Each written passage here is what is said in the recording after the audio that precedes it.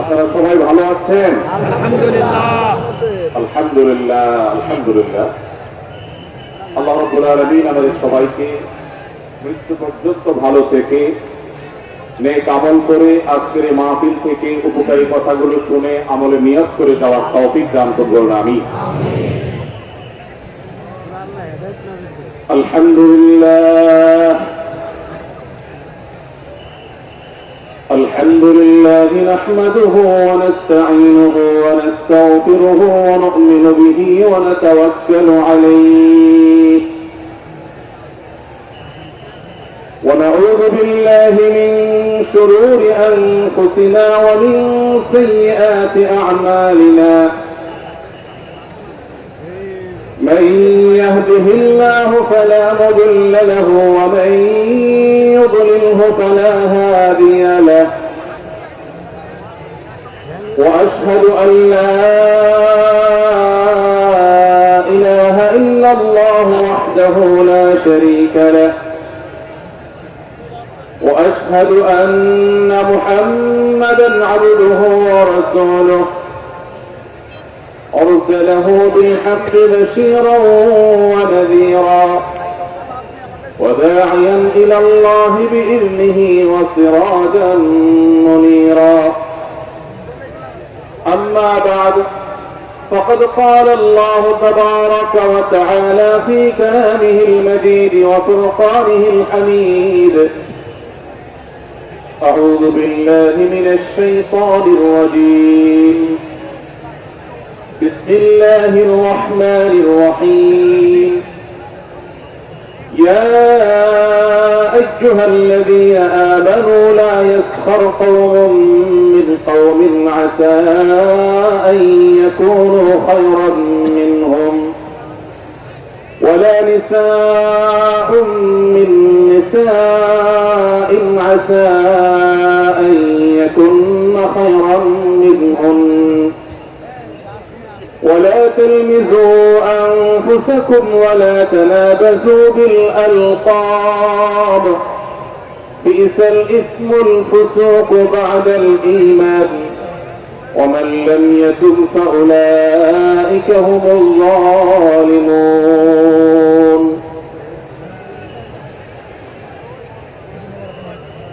Abdul foundation কর্তৃক আয়োজিত আজকের এই ঐতিহাসিক মাহফিলের সম্মানিত সভাপতি ওয়াজিবুল ইহতিরাম সম্মানিত উলামায়ে কেরাম, দূর দূরান্ত থেকে আগত, দেশের প্রত্যন্ত অঞ্চল থেকে আসা আমার প্রাণ প্রিয় দিন দরদি ভাইয়েরা এবং পর্দার আড়াল থেকে যে সমস্ত মা বোনরা আমাদের শুনছেন, সে সকল মা বোনেরা, আল্লাহ রাব্বুল আলামিন আমাদেরকে কোরআনে কারীম থেকে, নবী করিম সাল্লাল্লাহু আলাইহি সাল্লামের হাদিস থেকে গুরুত্বপূর্ণ বক্তব্য শোনার জন্য আজ আফরিন সকিনা মেডিকেল কলেজ হসপিটালে এই বিশাল মাঠে সমবেত হওয়ার তৌফিক দিয়েছেন। সেজন্য রব্বে কারীমের কাছে আমরা শুকরিয়া জানাই, আলহামদুলিল্লাহ। সম্মানিত উপস্থিতি, এই বিশাল বড় জনসমাগম, এই বিশাল বড় ওয়াজ মাহফিল, এই মাহফিলের শৃঙ্খলা রক্ষা করার জন্য এবং মাহফিলটিকে সুচারুরূপে শেষ পর্যন্ত সমাপ্ত করবার জন্য আমাদের প্রত্যেকের সহযোগিতা প্রয়োজন। আমরা অনেকেই বেশ নীরবে নিঃশব্দে আলোচনা শুনছি, আবার এর মধ্যে আশপাশ থেকে বিভিন্ন আওয়াজ শোনা যাচ্ছে। আমি আপনাদেরকে বিনীতভাবে অনুরোধ করতে চাই, সবাই নীরবতা অবলম্বন করুন এবং সবাই শৃঙ্খলা মেনটেন করে চলুন। আমরা কিছুটা অসুবিধা অনুভব করছি, হয়তো অনেকে দেখতে পাচ্ছি না, কিন্তু বিশাল বড় মনিটর আছে, অনেকগুলো মনিটর, এলইডি মনিটর রাখা আছে। অতএব আমরা যদি একটু ধৈর্য ধারণ করি, মনোযোগ দিয়ে কথা শুনি, তাহলে সেটা আমাদের উপকারে আসবে ইনশাআল্লাহ। আজকের এই মাহফিলে আসার আমাদের যে মূল উদ্দেশ্য, কোরআন এবং হাদিস থেকে আলো গ্রহণ করা আমাদের জীবনকে কোরআনের আলোতে আলোকিত করা, আল্লাহ এবং তার রাসূল সাল্লাল্লাহু আলাইহি ওয়াসাল্লামের আদর্শে আমাদেরকে আদর্শবান হিসেবে গড়ে তোলা। আমরা সে আদর্শের সঠিক শিক্ষা গ্রহণ করবার প্রয়োজনে প্রত্যেকে ধৈর্য ধারণ করি, সবর করি, এবং যে সমস্ত অসুবিধাগুলো আমাদের হচ্ছে, অনেকে দেখতে পাচ্ছেন না, সে অসুবিধাগুলো আজকের এই মাহফিলটি, এই মাঠের প্রথম মাহফিল। ইনশাআল্লাহ কর্তৃপক্ষ পরবর্তীতে এই মাহফিল যখন আয়োজন করবে, আমরা আশা করব তারা এবারের ভুলগুলো শুধরে নিয়ে পরবর্তীতে দর্শকদের কোনো অসুবিধা যেন না হয় সেই দিকটি তারা বিবেচনা করবেন। আমি আপনাদেরকে ধৈর্য ধারণ করার অনুরোধ করছি। আপনারা সবাই সবর করে, ধৈর্য ধারণ করে, নীরবে নিঃশব্দে আলোচনা শুনুন। আল্লাহ আমাদের সবাইকে তৌফিক দান করুন। আমাদের আশেপাশে যারা কথা বলছেন, যারা শব্দ করছেন, সেই সমস্ত ভাইদেরকে আশপাশের ভাইয়েরা অনুরোধ করে, অনুনয় বিনয় করে, শক্ত ভাষায় নয়, কোমলতার সাথে, বিনম্রতার সাথে অনুরোধ করে তাদেরকে আমরা করজোর করে, অনুরোধ করে, রিকোয়েস্ট করে তাদেরকে আমরা নীরব করি, নিঃশব্দ করি, এবং নীরবে ওয়াজ এবং আলোচনা শোনার পরিবেশ যেন তারা করেন, সেজন্য তাদেরকে সহযোগিতা করি। মাশাআল্লাহ, অনেকখানি নিস্তব্ধ হয়েছে, বাকি যে আওয়াজ হচ্ছে সেটাও আমরা বন্ধ করার চেষ্টা করি। কোরআনের মজলিসে, কোরআনের আলোচনার মজলিসে যদি বিশৃঙ্খলা করা হয়, আলোচনা করা হয়, কথাবার্তা বলা হয়, অন্যকে শুনতে অসুবিধা সৃষ্টি করা হয়, তাহলে সেটা আলাদা একটা গুনাহের কাজ, যেটা ওয়াজের প্যান্ডেলে বসে এই গুনাহের কাজ কোন অবস্থাতে আমরা করতে পারি না। সেজন্য আমরা আশা করব শেষ পর্যন্ত ইনশাআল্লাহ আজকে এই 3 দিন ব্যাপী তাফসীর কোরআন মাহফিলের শেষ দিন, একবারে শেষ মুহূর্ত পর্যন্ত আমরা নীরব নিস্তব্ধ হয়ে আলোচনা শুনব। সারা দেশে যত শত সহস্র মাহফিল হচ্ছে, আজকের এই মাহফিল নানা কারণে অনন্য এবং একটা বিশেষ দৃষ্টান্ত স্থাপন করেছে। আজকের এই মাহফিলের অন্যতম বৈশিষ্ট্য হলো যে এই মাহফিলে গতানুগতিক মাহফিলগুলোর মতো গভীর রাত পর্যন্ত আলোচনা হয় না। এটি একটি ভালো দিক এবং একটি আদর্শ মাহফিলের অন্যতম পূর্ব শর্ত। গভীর রাত পর্যন্ত দূর দূরান্তে মাইক লাগিয়ে ওয়াজ মাহফিল আয়োজন করা কোন আদর্শ মাহফিলের চিত্র হতে পারে না। সেই বিচারে, সেই দৃষ্টিকোণ থেকে আব্দুল ফাউন্ডেশনের আজকের এই মাহফিলটি অত্যন্ত চমৎকার এবং অসাধারণ মাহফিল। কারণ এই মাহফিলের গত 2 দিনের খবর আমি নিয়েছি এবং আজকের দিন সম্পর্কে আমি জেনেছি যে গভীর রাত পর্যন্ত এবং দূর দূরান্ত পর্যন্ত মাইক লাগিয়ে মানুষকে ডিস্টার্ব করার মতো মাহফিল এখানে হচ্ছে না। এটি একটি ভালো দিক।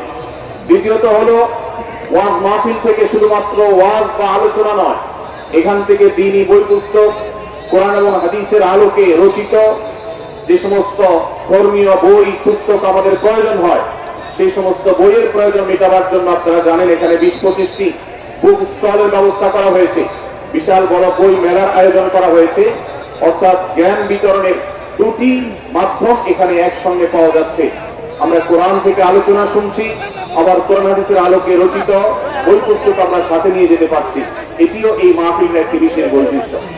তৃতীয়ত হলো, আমাদের মা বোনদের প্রবেশ পথ, তাদের অবস্থান, এগুলোকে এতটাই স্বতন্ত্র করা হয়েছে, এতটাই এগুলোকে সেপারেট করা হয়েছে যে সেগুলো তাদের প্রাইভেসি, তাদের পর্দার যে বিধিবিধান, তাদের যে ব্যক্তিত্ব, তাদের যে অন্যান্য দিকগুলো আছে সেগুলোকে খুব ভালোভাবে মেনটেন করা হচ্ছে। এটি একটি আদর্শ মাহফিলের গুরুত্বপূর্ণ দিক। আজকাল অনেক ওয়াজ মাহফিলে মা বোনদের জন্য ওয়াজ শোনার ব্যবস্থা রাখা হয়, কিন্তু সেই সমস্ত ওয়াজ মাহফিলে মা বোনদের পর্দা সুন্দরভাবে সুচারুরূপে তারা আসা এবং নিরাপত্তার সাথে আবার ফিরে যাওয়ার মতো পৃথক আসা যাওয়ার রাস্তা ইত্যাদির ব্যবস্থা করা হয় না, যা বহুবিধ ফিতনার কারণ হয়ে থাকে। আজকের এই মাহফিলটিতে সেই দৃষ্টিকোণ থেকে একটি অন্য দৃষ্টান্ত স্থাপিত হয়েছে যে মা বোনদের জন্য পৃথক ওয়াজ শোনার ব্যবস্থা এবং রাস্তাঘাট পৃথক, যাতে করে তারা তাদের সেই পর্দার বিধিবিধানগুলো মেনটেন করে চলতে পারেন। এই জন্য আমি কর্তৃপক্ষকে বিশেষভাবে ধন্যবাদ দিতে চাই। সেই সাথে আজকের একটা মাহফিলের সম্পূর্ণ নতুন দিক যুক্ত হয়েছে, যেটা আপনারা দেখেছেন, তা হলো প্রত্যেক আলোচক আলোচনা করার আগে তার বায়োগ্রাফি পেশ করা হচ্ছে, তার জীবন বৃত্তান্ত পেশ করা হচ্ছে এবং সংক্ষেপে তার সম্পর্কে ধারণা দেওয়া হচ্ছে। এটি একটা চমৎকার দিক এবং আমার জানা মতে বাংলাদেশের যে কোনো মাহফিলে এটি প্রথম দৃষ্টান্ত। সেই সাথে এই মাহফিলে আগত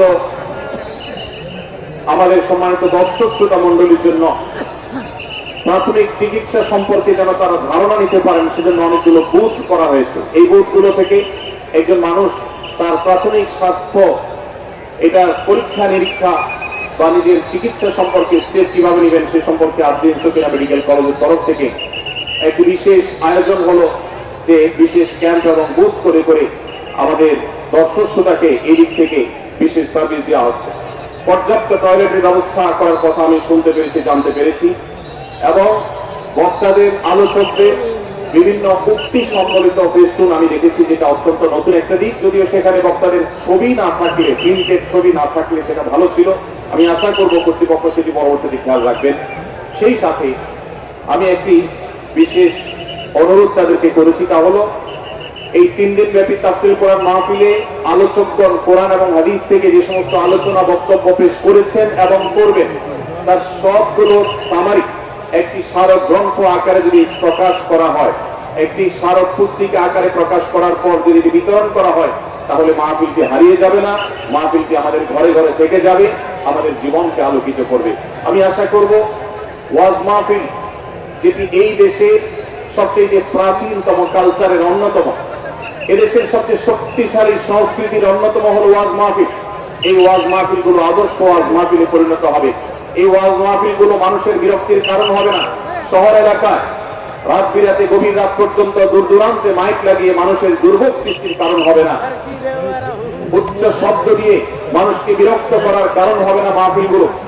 আমরা যদি আদর্শ ওয়াজ মাহফিলের দৃষ্টান্ত স্থাপন করতে পারি, তাহলে এই দেশ কোরআনের আলোয় আলোকিত হবে, হাদিসের আলোকে আলোকিত হবে, আমাদের ঘরগুলো আলোকিত হবে দ্বীনের নূর এবং আলো দ্বারা। আল্লাহ রাব্বুল আলামিন আমাদের সবাইকে কোরআন এবং হাদিসের আলো থেকে আলোকিত হওয়ার তৌফিক দান করুন। আজকের এই মাহফিলে আমরা যেরকম সবাই সমবেত হয়েছি, মাশাআল্লাহ, চরম নীরব নিস্তব্ধ পরিবেশে সবাই পিনপতন নীরব হয়ে এই মুহূর্তে কথা শুনছি। আমি আশা করব শেষ মুহূর্ত পর্যন্ত আমরা এই অবস্থা বজায় রাখবো।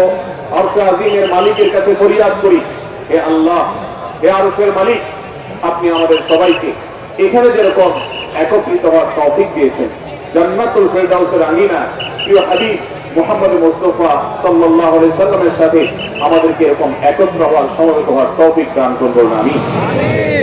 সম্মানিত ভাইরা, আমি আপনাদের সম্মুখে কোরআনে কারীমের গুরুত্বপূর্ণ একটি সূরা, সূরা হুজুরাতের একটি আয়াত তেলাওয়াত করেছি। সূরা হুজুরাতের 7টি বিশেষ সামারি আপনাদের সামনে আমি তুলে ধরতে চাই। এই সূরার বিশেষ তাৎপর্য, এই সূরার যে বিশেষ বার্তা, আজ বাংলাদেশের যে সমাজ বাস্তবতা রয়েছে, সেই সমাজ বাস্তবতায় সূরাতুল হুজুরাত প্রতিটি ঘরে ঘরে প্রত্যেক মুসলমানকে বারবার পাঠ করা, পুনর্পাঠ করা প্রয়োজন। আমার রব, আমার আল্লাহ যদি আমাকে শক্তি সামর্থ্য দিতেন, আমি আমার দেশের প্রত্যেক মুসলিম ভাইকে বোনকে হাত জোড় করে, অনুরোধ করে, অনুনয় বিনয় করে সূরাতুল হুজুরাতের শুরু থেকে শেষ পর্যন্ত যে 18টি আয়াত রয়েছে, এই 18 আয়াতে ঐতিহাসিক যে 7টি বিশেষ বার্তা রয়েছে, সে বার্তাগুলো গ্রহণ করবার উদ্দেশ্যে বারবার অর্থ সহকারে সূরাতুল হুজুরাত বুঝে বুঝে পড়া, এর তাফসীর দেখার, এই সামারিকে বারবার জানার জন্য আমি অনুরোধ করতাম। আল্লাহ তাআলা আমাদের সবাইকে সূরাতুল হুজুরাত এর আলো দ্বারায় সবাইকে আলোকিত হওয়ার তৌফিক দান করুন।